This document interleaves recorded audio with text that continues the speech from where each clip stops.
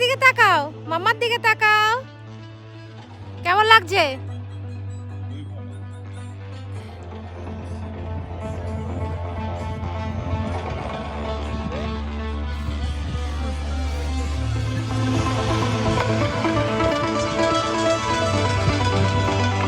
একটা জায়গায় এসেছি আজকে, ভীষণ সুন্দর জায়গাটা। তাড়াতাড়ি মানে আপডেট দেবো জায়গাটা কোথায়। মানে এসে এত ভালো লাগছে যে কি বলবো। এখন পাশে উত্তরায়ণ নদী।